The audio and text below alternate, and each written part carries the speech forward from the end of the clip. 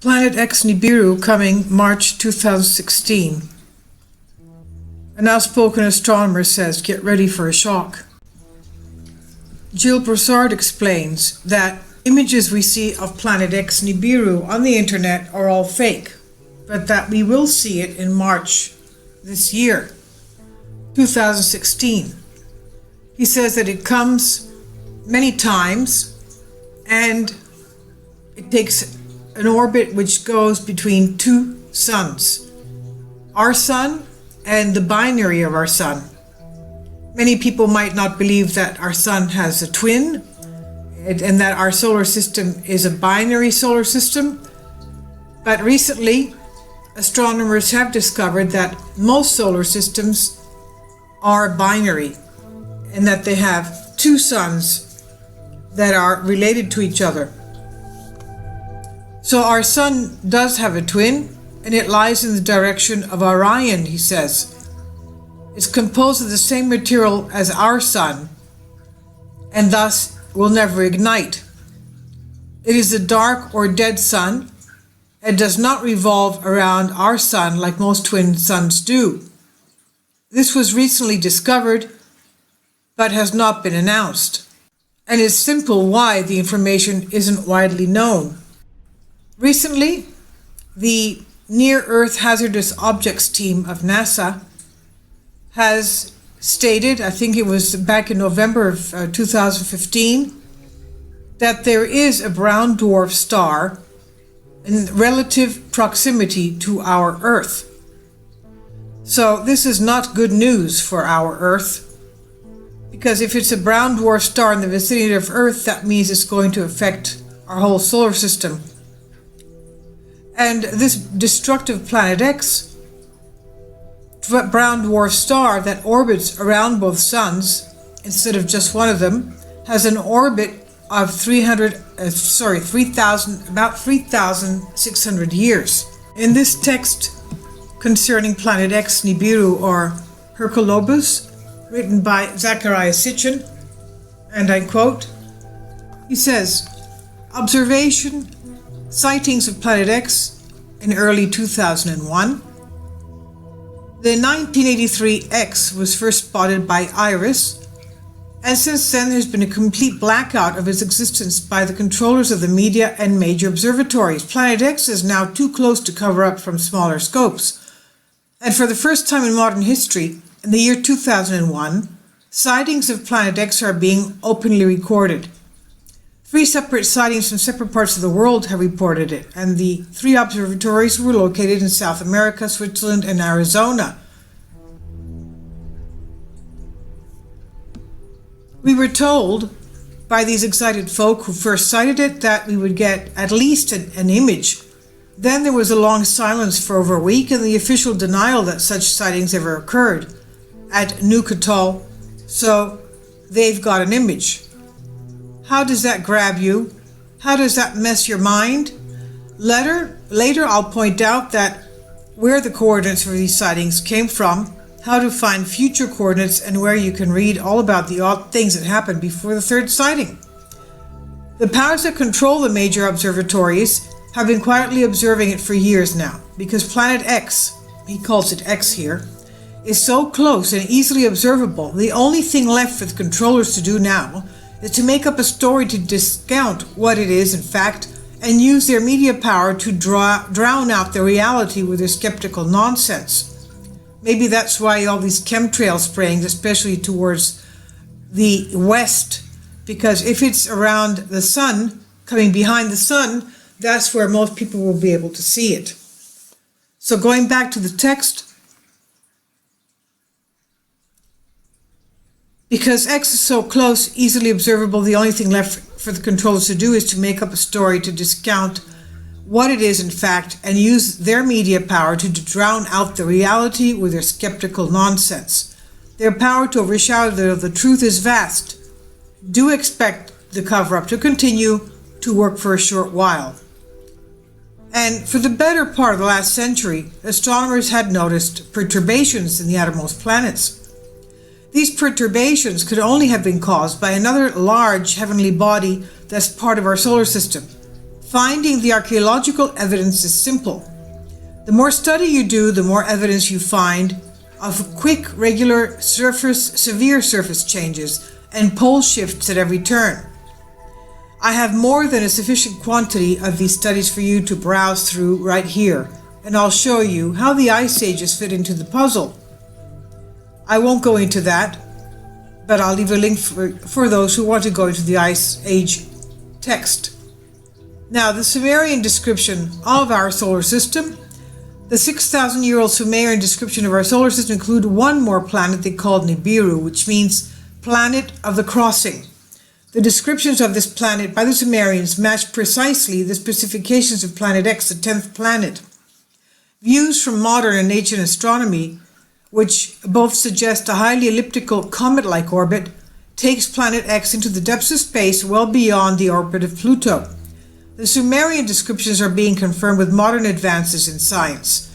There are actual diagrams on well-preserved tablets from the Sumerian times that show how their accuracy for describing the planets is overwhelming. Now we come to the United States Naval Observatory calculations. Recent calculations by the U.S. Naval Observatory have confirmed the orbital perturbation exhibited by Uranus and Neptune, which Dr. Thomas C. Van Flandern, an astronomer at the observatory, says could only be explained by a single planet. He and a colleague, Dr. Richard Harrington, calculated that the 10th planet would be 2 to 5 times more massive than Earth and have a highly elliptical orbit that takes it some 5 billion miles beyond that of Pluto.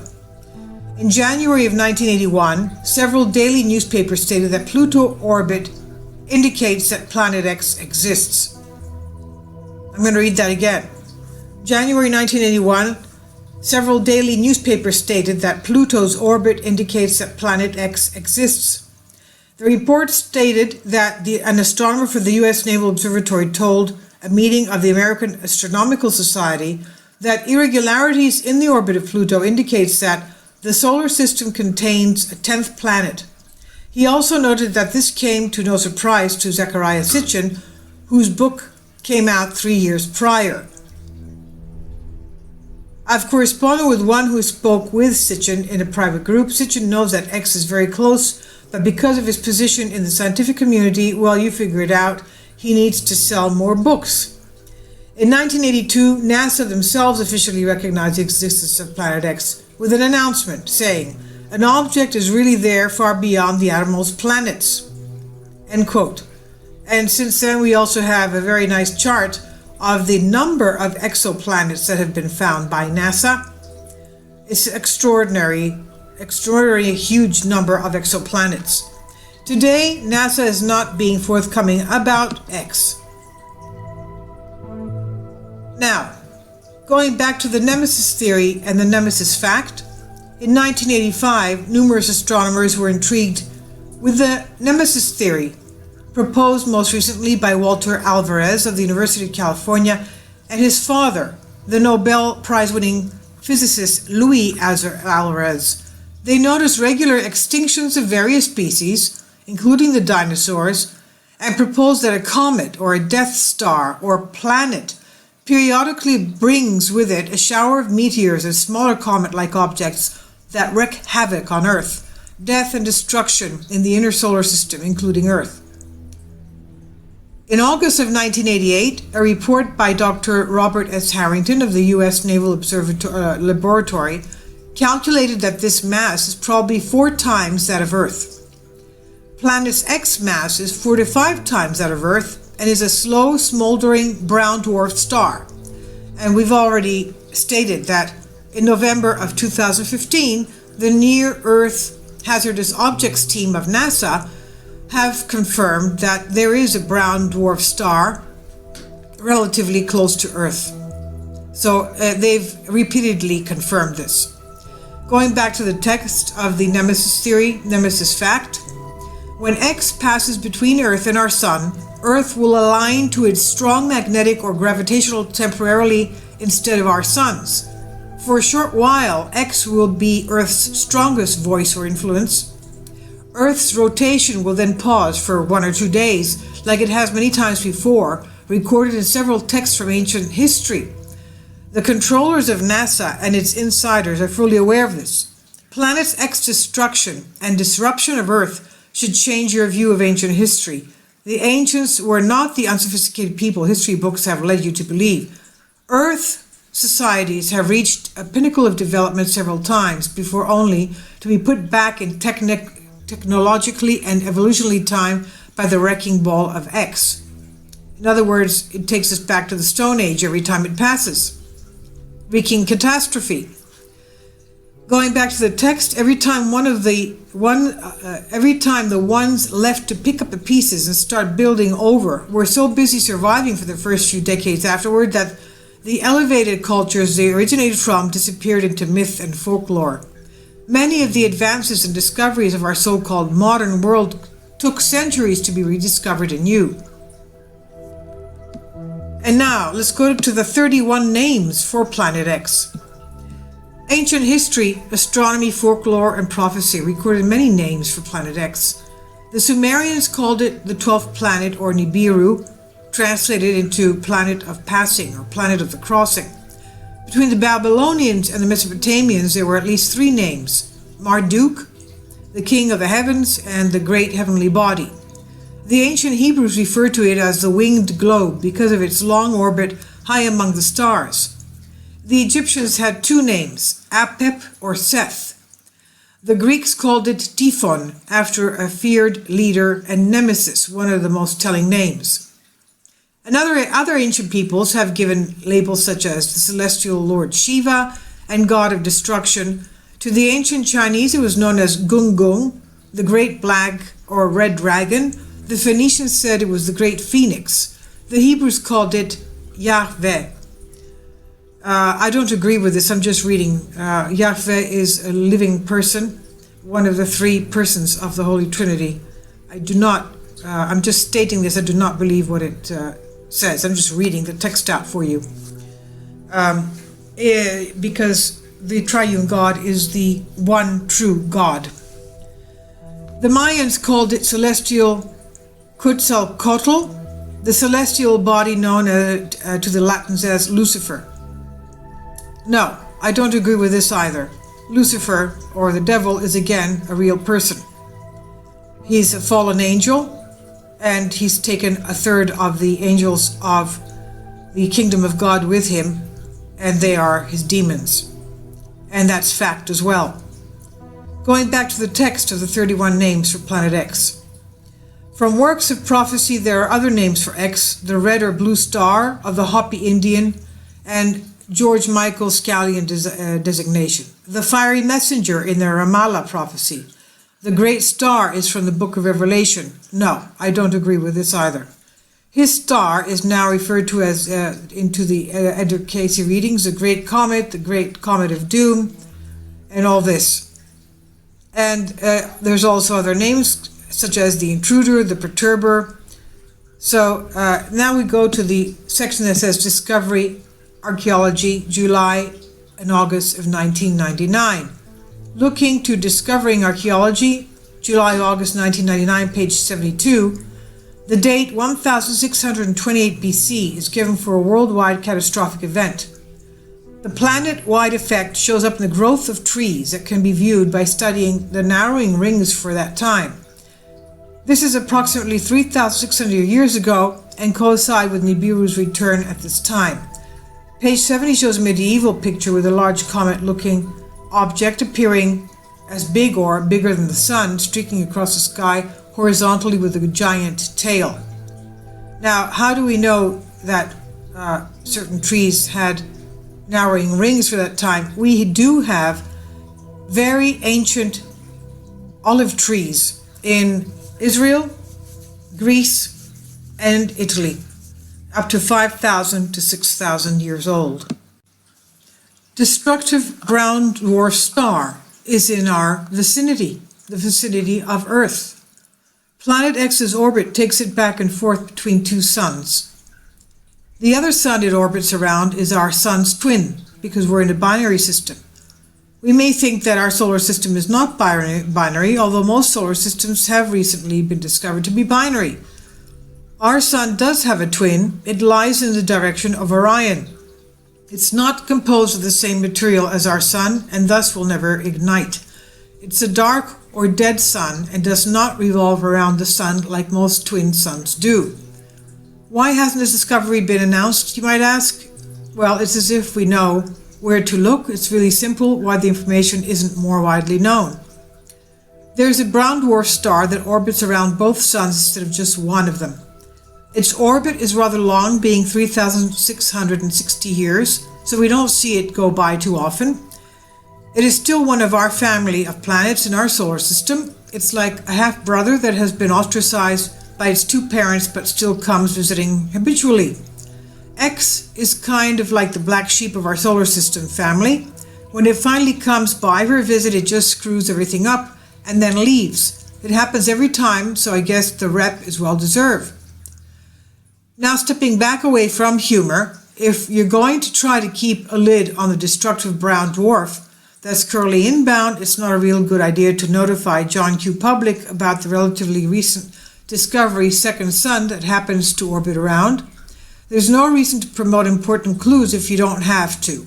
Besides, only the very best or expensive scopes or deep space probes can see the other sun, so it's fairly easy to keep it under wraps from the majority. This is one of the reasons the orbiting Hubble telescope live feed is hidden from our view. Hubble was paid for by tax dollars, so you'd think they'd give us a live link, but that's not so. It's not going to happen. Now, the diagram of our solar system includes a dead twin sun and the 10th planet, aka Planet X. This diagram appeared in 1987 edition of New Space and Invention Encyclopedia published by H.S. Stutton, Westport, Connecticut, USA.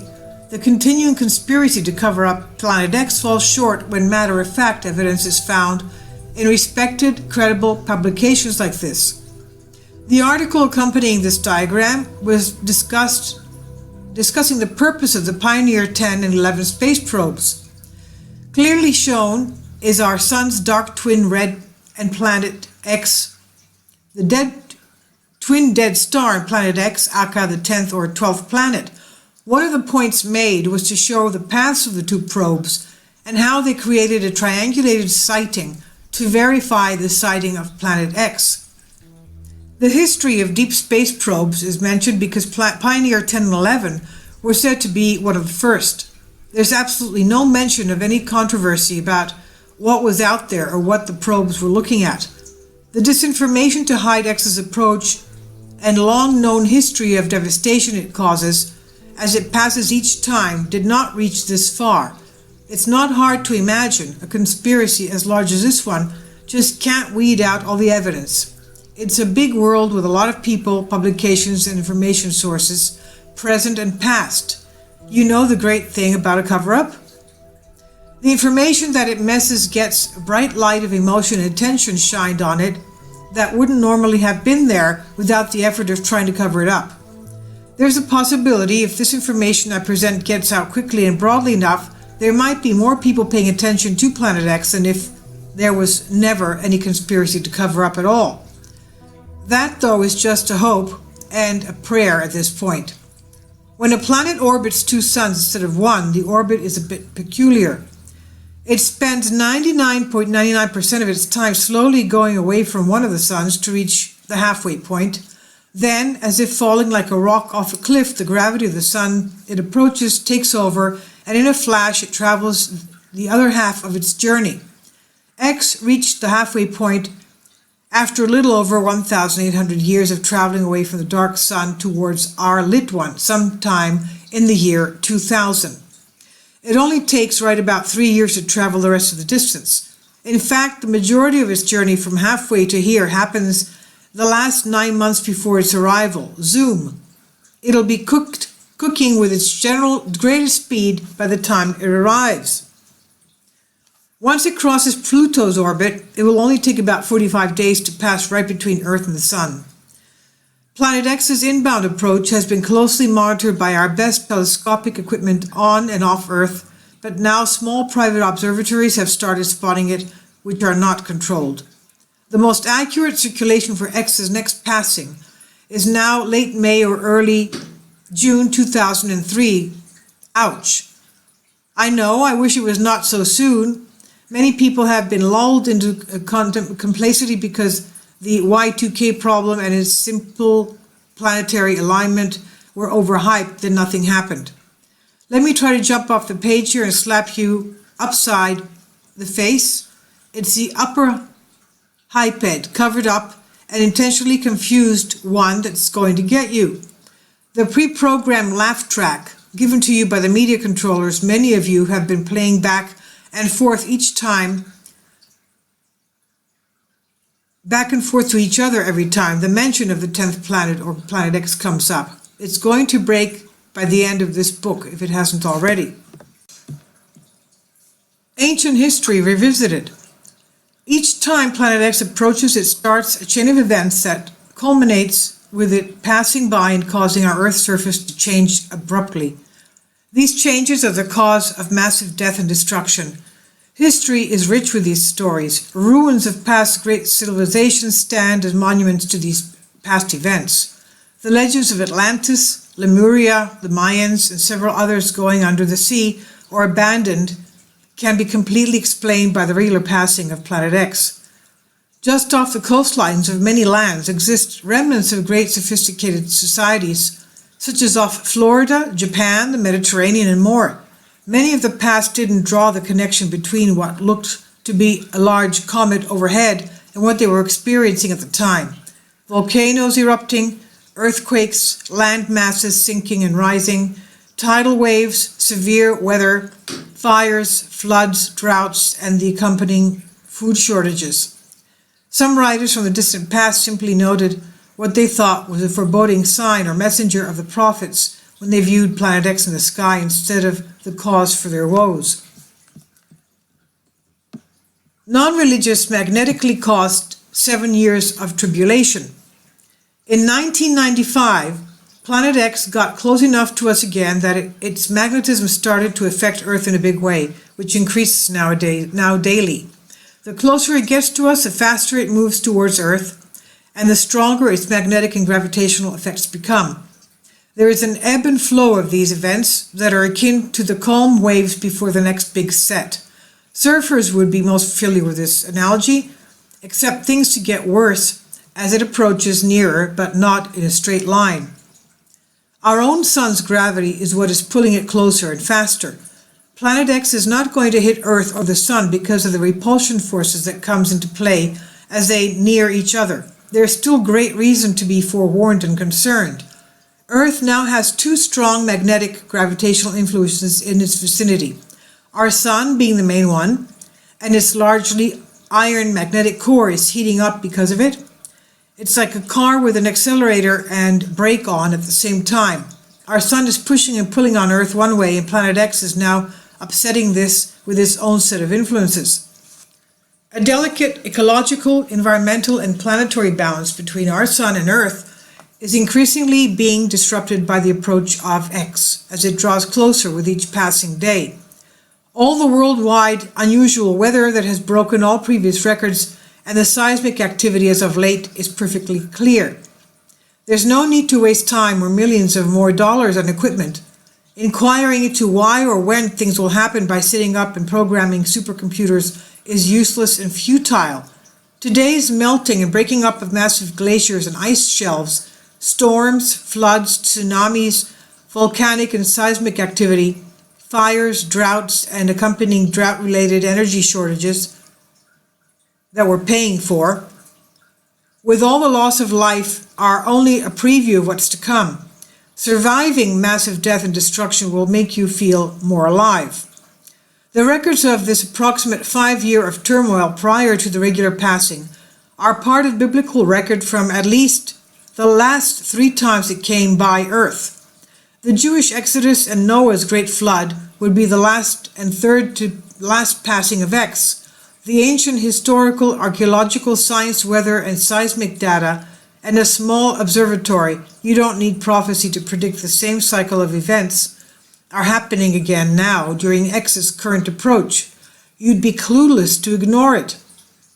This is but a taste of what the passing will be like.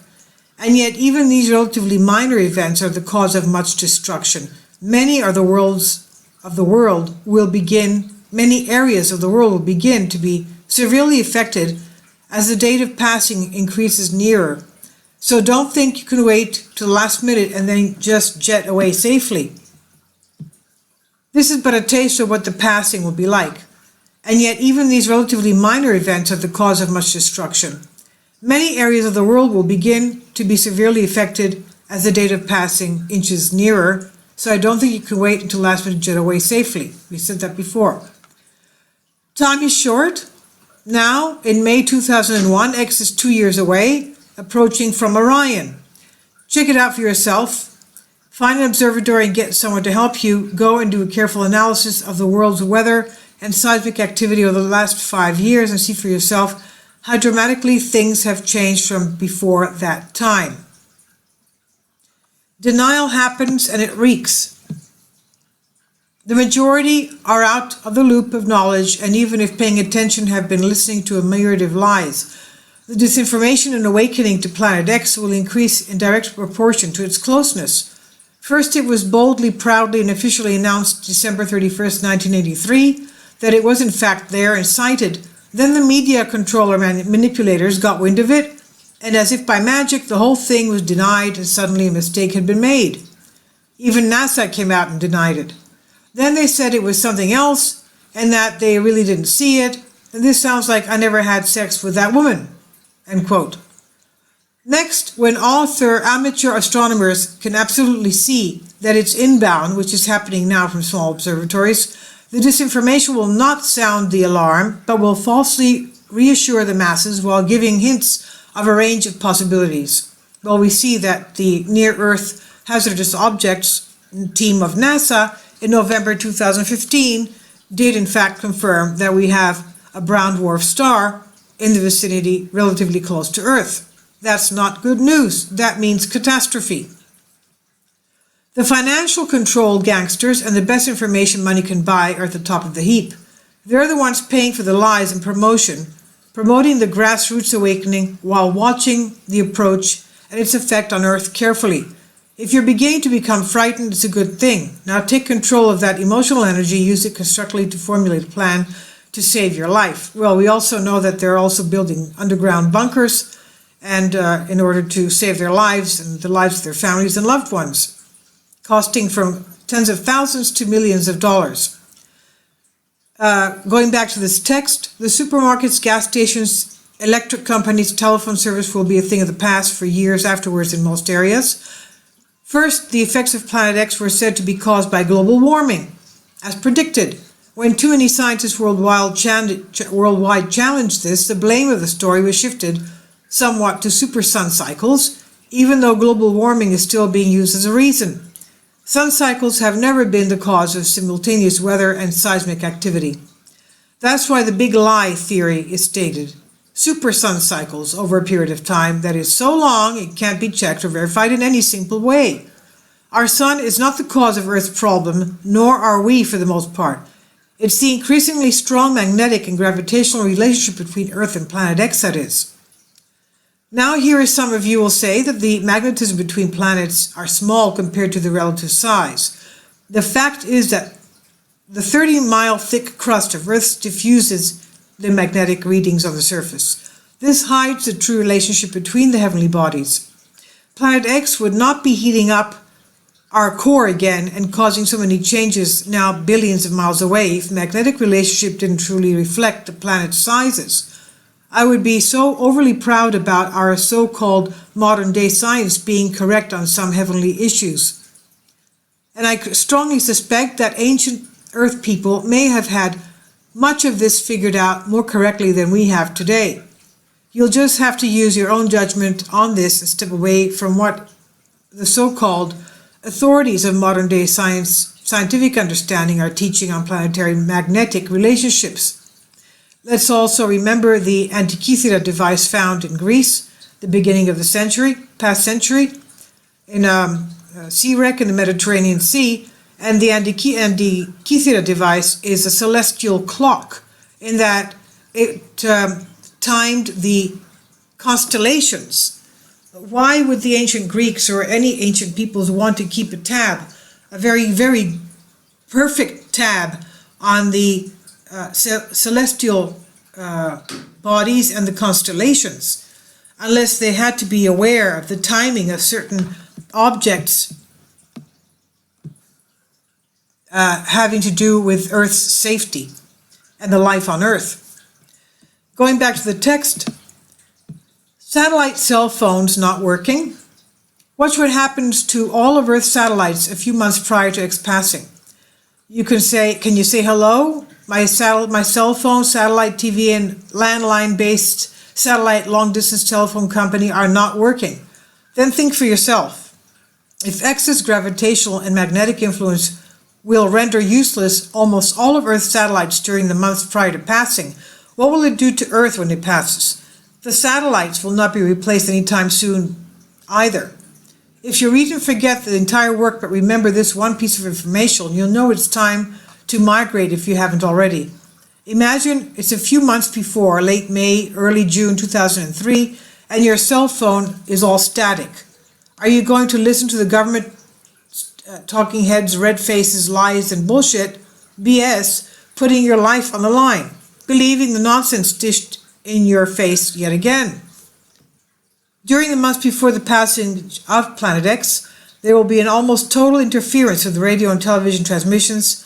Unless supported by cable of some sort, cellular telephones will be useless, and due to their popularity, people will demand an explanation. Long-distance telephone calls, which invariably use satellites to bounce between points, will also become impossible to maintain. I'll leave a link below for you for this. This is very interesting, especially because of the fact that we see the past few days ISIS images of a huge object just above the horizon of Earth, which is right there in the ISS images, the International Space Station images. I'll leave links below for you for this.